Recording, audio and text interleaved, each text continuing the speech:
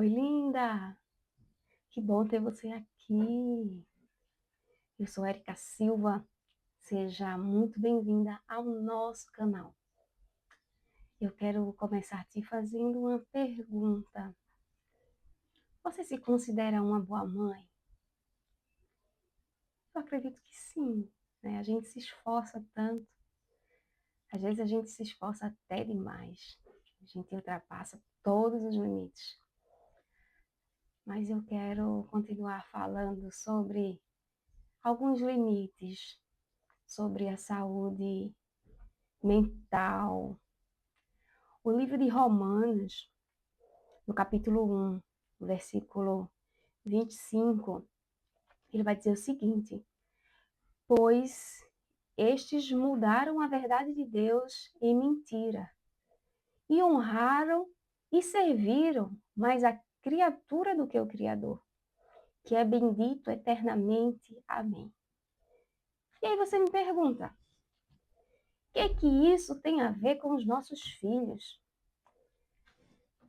Tem a ver sim, tem a ver sim. A gente tem colocado, na maioria das vezes, os nossos filhos num nível de prioridade, num pedestal que não compete a eles, um lugar que eles não deveriam estar. E isso traz uma sobrecarga que desequilibra tudo, sabe? A gente coloca, às vezes, ele num lugar de soberania que transcende a posição de Deus. A gente deixa de adorar Deus para adorar os nossos filhos. A gente passa a adorar e a idolatrar e a querer a realização dos nossos filhos de uma maneira tão obsessiva. E o pior, sem perceber isso. A gente quer a melhor escola, a gente quer a melhor roupa, a gente quer a melhor alimentação, a gente quer a melhor aula complementar, a gente quer o melhor esporte, a gente quer o melhor tudo. E tudo bem, que assim como o nosso Pai que está no céu, Ele quer o melhor para a gente. Mas a gente quer, na maioria das vezes, o melhor num viés de competição. Não necessariamente o melhor dentro das nossas possibilidades. E dentro das nossas possibilidades inclui as nossas limitações. E aí está o quê da questão? A gente ultrapassa as nossas limitações e chega na competição. A gente quer o melhor porque o nosso filho tem que estar no topo, porque ele tem que ser o melhor em relação aos melhores, ele tem que ser o melhor em relação aos outros, para que a gente seja a melhor mãe em relação a outra mãe. E aí a coisa deixa de ser saudável. A gente passa a se cobrar mais em relação ao outro. E cadê Deus nessa história toda? Cadê o Criador na sua soberania? E o que é que a gente está ensinando para os nossos filhos? E a gente tem falado sobre a fragilidade emocional dos nossos jovens. Mas será que é exclusivamente sobre eles? E não cabe para a gente nenhuma responsabilidade nisso? Acho que cabe também uma reflexão para a gente sobre esse excesso do melhor. Mas onde está o nosso coração nesse melhor? É o nosso melhor dentro das nossas possibilidades, limitações e aquilo que o nosso filho precisa de fato? Ou o melhor dentro daquilo que ele precisa ter porque eu quero que ele tenha, porque o outro tem melhor e eu quero que ele seja melhor do que o outro, porque no futuro ele vai precisar. Mas a gente não diz que o futuro a Deus pertence, que os planos do Senhor são melhores do que os nossos. E aí eu não estou dizendo que a gente não vai fazer a nossa parte, não.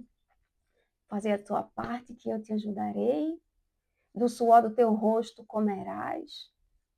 Sim, mas a gente tem vivido tudo isso de uma maneira muito desequilibrada, fugindo das nossas limitações e esquecendo do nosso soberano, tomando decisões sem consagrar isso a Deus, tomando decisões, fazendo escolhas, planejando o futuro, sem que Deus participe de nada, ou comunicando a Ele, decidindo e comunicando. Deus, estou fazendo isso e comunica. As coisas não dão certo, e aí vem a ansiedade, vem pânico, vem os filhos com transtornos e a família numa situação de desequilíbrio emocional gigante, a criança ou o adolescente, ou o filho já adulto, também já constituindo a sua família de maneira emocionalmente também já absolutamente desequilibrada, mas isso já é um resquício de todo um desequilíbrio, de exageros, de competição, de tudo em relação ao outro, de Deus deixado em segundo plano, de somente sendo avisados das nossas decisões. Calma, vamos parar, vamos refletir sobre essa adoração, sobre essa idolatria que a gente tem colocado sobre os nossos filhos. Eu vi um caso recente de uma mãe que colocava a filha dela que parecia uma bonequinha numa redoma de vidro e mudava a criança de escola porque a criança não se adaptava e achou uma escola que parecia aparentemente ok e mudou a criança de turno e depois botou a criança para o psicólogo, tudo isso com muito cuidado, todas as ações dela eram com muito cuidado em relação à filha dela, tão amada. E na avaliação desse psicólogo, o psicólogo chamou essa mãe para conversar e disse: mãe, tá tudo certo com a sua filha, calma.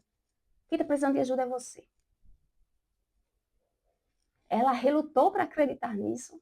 Ela falou muito mal daquele psicólogo, daquele profissional. E aí ela entendeu que, de fato, quem estava precisando de ajuda, sim, era ela. Ela precisava de ajuda. A família dela precisava de ajuda. Todos os ambientes pelos quais ela permeava eram desajustados naturalmente pelo comportamento obsessivo dela em relação à filha. E a partir do momento que ela procurou ajuda, as coisas se ajustaram de uma maneira quase mágica, porque ela olhou para si, olhou para dentro e passou a perceber alguns comportamentos que não estavam bem. Ela passou a olhar para Deus como sendo Deus e não como um gênio da lâmpada, que quando numa necessidade a gente vai lá, como num desenho animado, esfrega, o gênio aparece, a gente faz um pedido, é atendido, o gênio vai embora e está tudo ok. Ela passou a olhar Deus como sendo Deus, soberano, um Deus que não falha, um Deus que não muda planos. E as coisas começaram a ter uma fluidez, aquela criança adaptou-se na escola, aquela família teve uma fluidez. Tudo começou a dar certo quando a mãe ajustou os comportamentos, quando a mãe reconheceu Deus sendo Deus. O papel da mulher na família, nesse ajuste comportamental e principalmente na idolatria em relação aos seus filhos é muito importante. Por fim, eu deixo um ponto em relação à vida matrimonial. Por vezes, as mulheres também colocam os filhos numa posição que não compete ao filho, uma concorrência com o pai. E os casamentos tomam uma situação de desequilíbrio. Eu não vou entrar no detalhe. Se tiver algum interesse seu de a gente discutir mais sobre isso, se você tiver algum exemplo, deixa teu comentário, deixa tua experiência aí em relação a isso, que pode ser tema de um próximo vídeo nosso. Deixa teu like nesse conteúdo, para que a gente possa gerar novas conexões, gerar novas experiências. Esse tema em relação a casamento é um tema super importante, super relevante para as nossas vidas, para a manutenção de famílias saudáveis, para a manutenção de famílias, que é o que a gente precisa nessa sociedade. Então, assim, que Deus nos abençoe, que Deus nos dê discernimento, mas que a gente possa ter uma atitude séria e posicionada sobre as nossas famílias e sobre aquilo que a gente deve ser enquanto mulheres debaixo da graça de Deus. Um forte abraço, minha querida. Que Deus nos abençoe.